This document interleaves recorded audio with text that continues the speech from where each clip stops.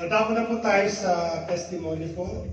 Si Kuya Bong. Apo, sabi po sa Psalms 100 verse 5, "For the Lord is good and His love endures forever. His faithfulness continues through all generations." At Amen. ngayon po ay binigyan po tayo ng Panginoon to be privileged para marinig po natin ang ating salita ng nagagaling po sa pinakamamahal natin, a true faithful servant of the Lord and who is loved by so many here, especially po sa TCF, si Kuya Bong po by Zoom link po. Amen. Amen. Palakpakan po natin ang Panginoon.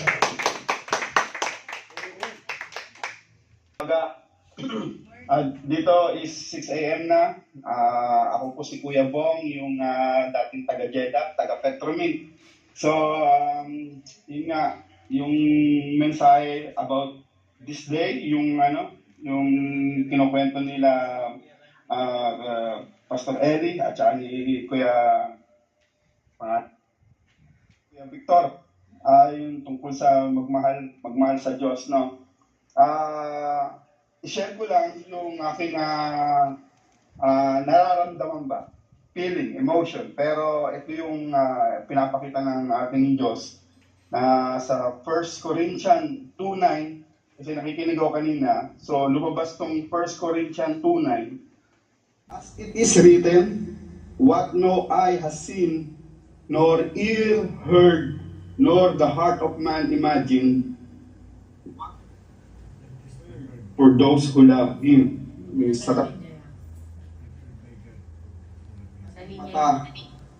Hindi o narinig ng tenga na hindi pa sumasagi sa isip ng mga inihanda ng Diyos para sa mga umiibig sa Kanya.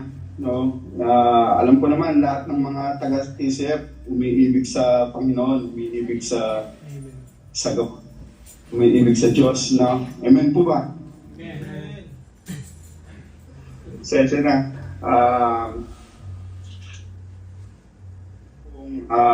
Kung paano tayo makakapag-prepare yung Diyos, no? Kung naalala nyo yung kwento sa First Chronicle, yung Ark of the Covenant, naalala nyo ba yun? Yung First Chronicle chapter 13 verse 12 to 14, yung malaking box na binubuhat ng mga priest.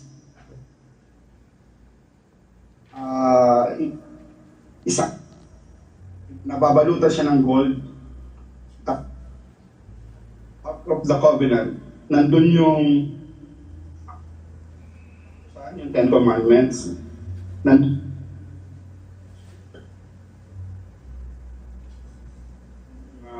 Bread na galing sa heaven, at saka syempre yung tungkod ni Nero ng covenant. Ano yun binubuhat yun ng mga priest. Ngayon, pag na-mishandle mo yun, yung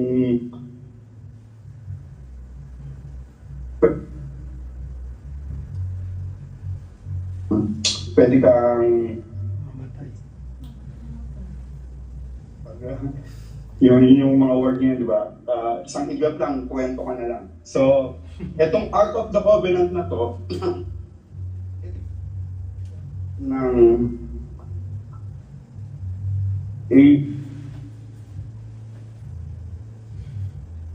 Covenant na to, nasa ano to nasa loob ng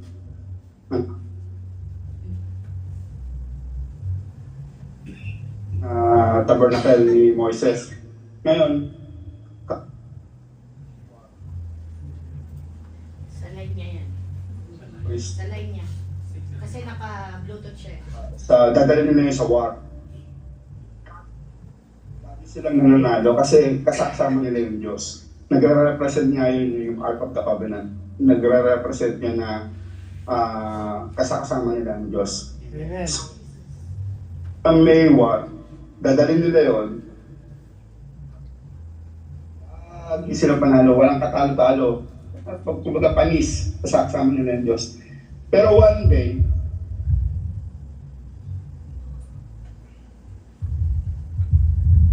inabuso nila na may Ark of the Covenant. Tiyak karantat.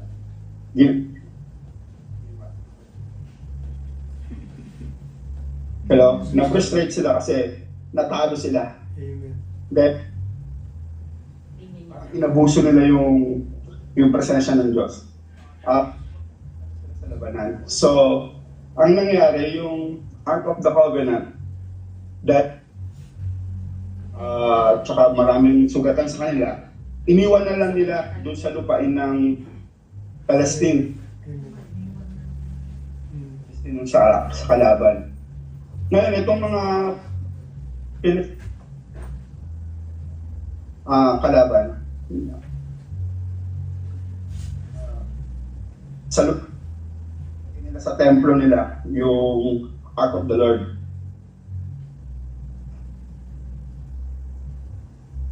Mga Diyos-Diyosan nila, mga revoltong kabayo, revoltong bulls. Is lahat nakasubsob. Amen. Dinala natin itong, hindi nila alam na ano yun presensya ng Diyos. Basta dinala lang nila yung Ark of the Covenant. Nakasubsob. Parang iba tong binuhat natin Parang yung mga Diyos natin is lahat nakasubsob So, in the next day, nilipat nila ulit sa ibang templo.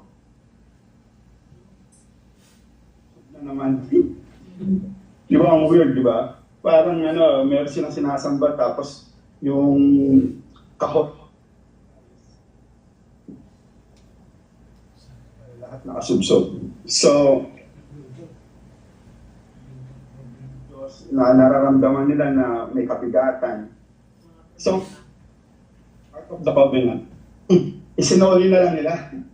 Alam mo yung mga kalaban, meron din yung meron din yung puso Grudge. Soli na lang natin to kasi tayong pinaparusahan. So nung isinoli na nila yung Ark of the Covenant, Saul, yung natitirang anak ni Saul,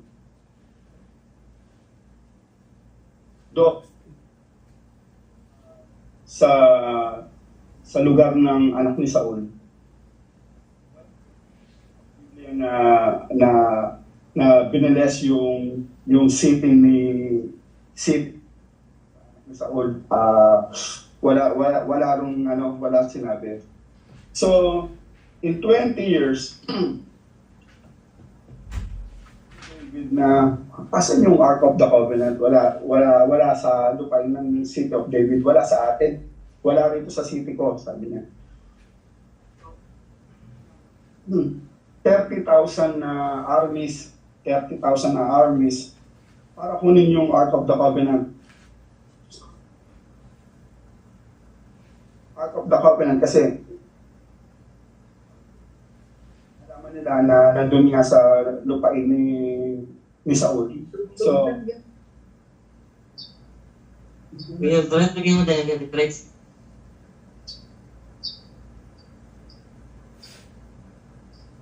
nandun na sila sa nung nag-release ng 30,000 army si David.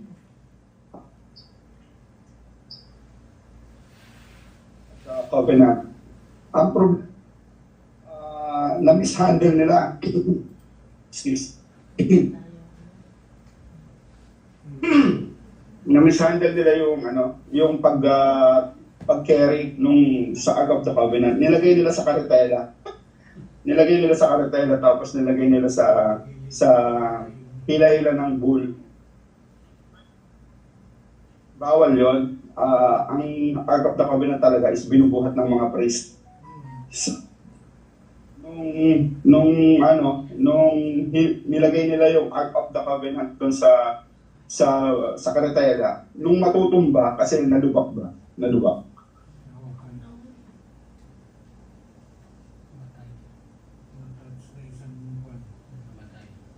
hinawakan niya yung Ark of the Covenant. Na namatay si Usa. So, nakarating kay David na yung isang priest na humawak dun sa matutumbang Ark of the Covenant is namatay. So natakot ngayon yung mga tao, natakot ngayon yung mga priest na ayaw na nilang humawak dun sa Ark of the Covenant. So, namroblema si David doon sa binubuhat nila na Ark of the Covenant. Kasi nga yung Ark of the Covenant. So, kay Obed-Edom. Hindi. Obed-Edom yun, di ba? Parang hindi siya popular. Pero si Obed-Edom, siya po ay lover of God. Kumbaga, mahal niya ang presensya ng Diyos, mahal niya ang gawain, mahal niya yung kanyang ginagawa. Kumbaga, meron siyang pusong servant. Kumbaga, nandun yung pagmamahal niya sa Panginoon. So, nung dinala ngayon yung Ark of the Covenant doon sa bahay niya, yung Ark of the Covenant sa bahay niya, na-bless yung kabuhayan niya, yung lahat ng meron siya, kaapu-apuhan, lahat yun pinagpala. The Covenant.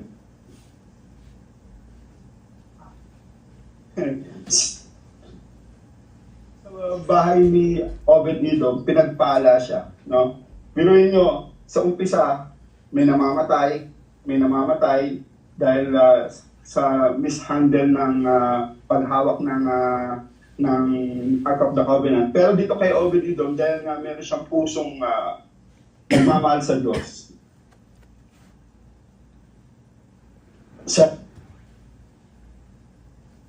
Dahil yung bumisita yung presensya ng Panginoon. Kasi yung Ark of the Covenant, yun nga yung presence of the Lord. So,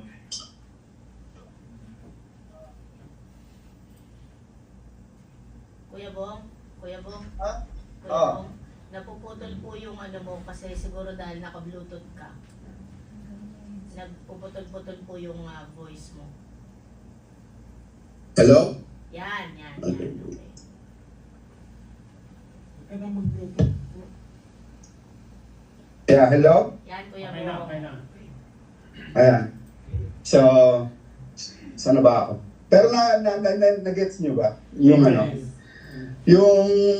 yung Ark of the Covenant, di ba?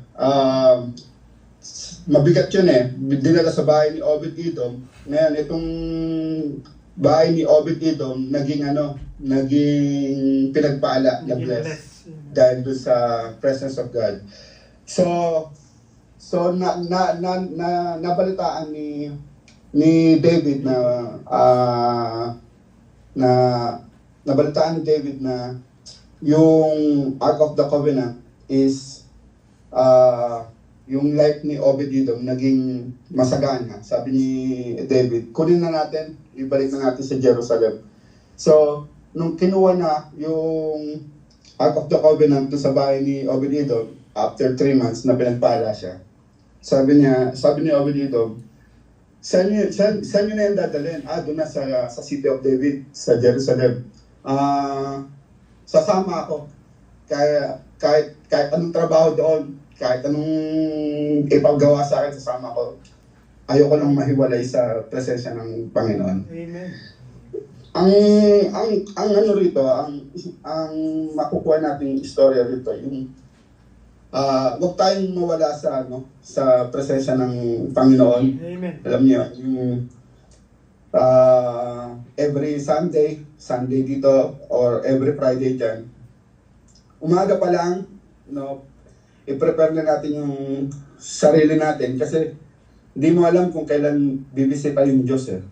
Alam mo yun, hindi mo alam kung kailan siya darating. Once na bumisita ang Diyos, yun nga, in 3 months, pagpapalain ka niya. yung katabi mo, may naka-ready na yung katabi mo ngayon, may naka-ready na sa kanya ang Panginoon. Basta wag lang siyang mawala sa presensya ng Panginoon na dahil once na bumisita ang Diyos in 3 months, bigla kang sasagana, biglang mawawala yung routine mo na sahod, trabaho. No, mawawala, magiging ano ka na, gala. Yung ano mo, magiging masagana. Magiging iba. Kaya nga, di ba sabi niyo sa, yung umpisa pa lang, 1 Corinthians 2:9, yung, hindi mo pa narinig, hindi mo pa nakita, o hindi mo pa na-imagine na merong nakaprepare na regalo kung sino man yung nagmamahal sa Diyos. Sabi, as it is written, what no eye has seen, nor ear heard, nor the heart of man imagine what God has prepared for those who love Him. So naniniwala ako itong mga taga-TCF, kasi TCF ako eh. Lahat dyan, naniniwala ko na nagmamahal sila sa gawain, nagmamahal sila sa Diyos. Dahil once na bumisita yung Panginoon, in 3 months, mababaliktad yung sitwasyon mo ngayon. Kaya, maging ano tayo, alam mo yung word na addict, maging addict tayo sa presensya ng Diyos. Amen. Yung alam mo, pagpasok mo pa lang sa worship hall, sisingot-singutin mo na yung presensya ng Panginoon. Ang bango. Ito yung hinahanap ko. Ito yung kaadikan ko. Ito yung ano ko. Dito ako talaga belong. Yung lugar na yan. Sa nangyari sa akin, hindi ko pa nakikita, hindi ko pa na-imagine, o hindi ko pa narinig, magiging ganito pala yung life ko once na nabisita ka ng Panginoon. So, pumabor sa akin yung favor ng Panginoon. Ibig sabihin ng favor, nandun yung grasya, nandun yung pagmamahal. Siguro dahil umibig ako sa Panginoon, no, na-inlove ako sa Kanya. Kaya nga meron akong kanta na yung mahal na mahal kita, sinisigaw ko, Diyos Ama, biyaya mo at yung pag-ibig kayamanan na. Sa awit ko isisigaw, ikaw ang ikaw, buhay at oras ko sa iyo lamang, o Diyos Ama. Kaya yun, naniniwala ako na merong kwento rin na babaliktad yung sitwasyon mo from zero to become a lover of God. Kaya I know na this day maging mapagmahal tayo sa Diyos. Maging mapagmahal tayo sa presensya ng Panginoon. Kapag kumanta kayo sa worship, ibuhos mo na. Amen. Buhos mo na. Kapag nabiyayaan ka ng Panginoon, ibuhos mo na. Ibalik mo na rin. Kapag nagsundo ka sa mga kapatiran, buhos mo na. Huwag mo nang tipidin. Amen. Ibuhos mo na lahat. Kasi si Lord, binuhos niya rin ang lahat para sa iyo. Amen. Yun lang. Gusto ko pa itong sa idagdagan kaso kontrolin natin yung time dahil may mga pasok ng mga kapatiran. Pero ang sa akin lang, huwag tayong mawawala sa presensya ng Diyos. Amen. Amen.